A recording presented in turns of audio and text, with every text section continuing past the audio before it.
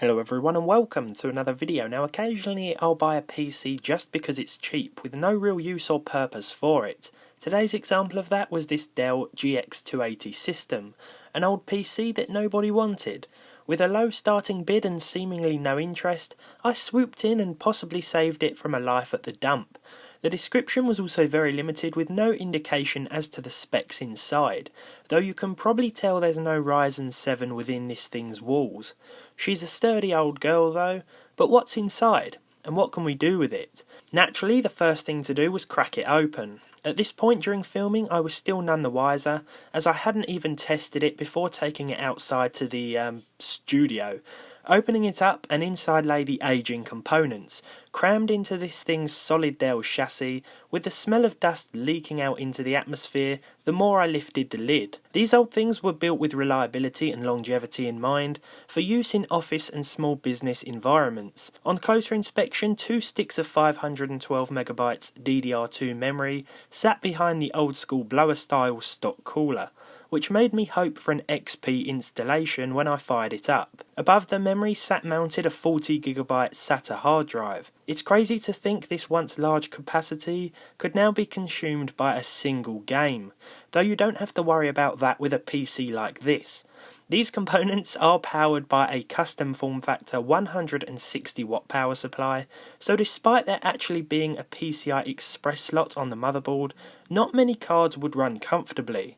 But then came the moment of truth, the power-up. The PC, in which I've taken to nicknaming the Beast, fired straight up into the BIOS to reveal a 2.8GHz Pentium 4, a 32-bit processor with hyper-threading, unlike the earlier CPU models. The 32-bit architecture will prove itself a further limitation though. I also confirmed the speed, type and amount of memory and ensured all the drives were functioning correctly before exiting the BIOS to reveal the good old XP splash screen, shortly before hearing the pure nostalgic and heavenly jingle many of us XP users became accustomed to.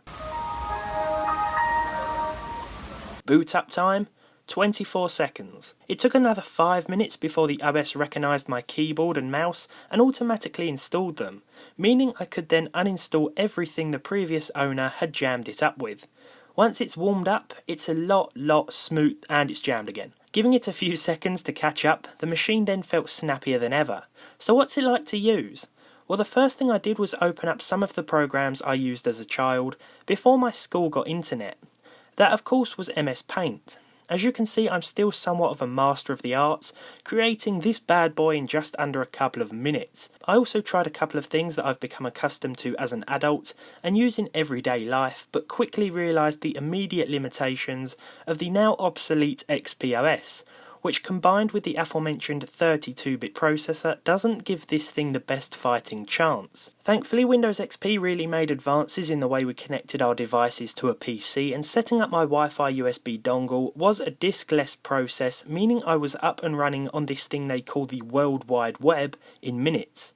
It was here I stuck with the traditional yet commonly mocked Internet Explorer to catch up on some World Cup news, though by the time the webpage loaded, Iceland had already equalised against Argentina, nearly sending the live blog I was reading into a catastrophic meltdown as it tried to auto-update. In all seriousness though, while some sites downright refused to work, it wasn't a terrible overall experience, and once you've installed a different browser, it wouldn't be bad at all. Most of the time sites were ready to read, albeit with missing images, and after using this thing for a couple of hours I wasn't left stressed out with clumps of hair in my hand, like some of you may think.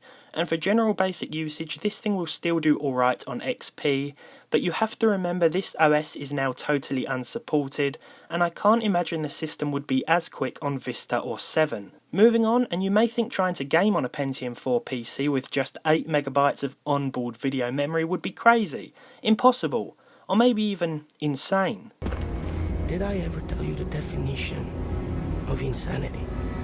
But rest assured there are many classics that it can handle. To name a few, Need for Speed Underground ran at 30fps most of the time at 640x480 on the lowest settings, with that frame rate dropping more in intense races. GTA Vice City, one of the best in the series, also played well at the same resolution, albeit with a few drops here and there, but not often did it dip below 30. This is how I remember it looking on the PlayStation 2, and I never complained about that, so I can't complain about this. The original Half-Life also ran at a solid 60 frames per second, though by this time the system was starting to get very vocal. The fan was practically screaming at me. The Pentium 4s always did run hot. Before unplugging it and considering upgrade plans, I gave editing a go. Photoshop and Premiere Pro are no-goes here, but who needs them when I had Windows Movie Maker? This is where I got my first taste of content creation, and it's amazing how fluent it performs even on this hardware.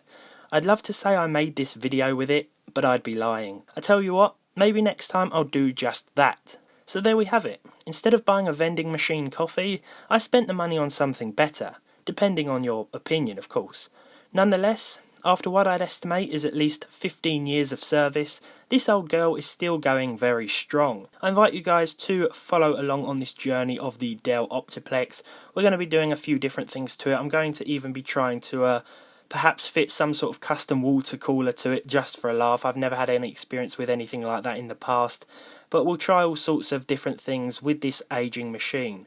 After all, we haven't got much to lose considering the price I paid for it. So, as for this video, I hope you've enjoyed it. If you did, leave a like on it. If you didn't, leave a dislike on it. Subscribe to the channel if you haven't done so already. And hopefully, I'll see all of you in the next one.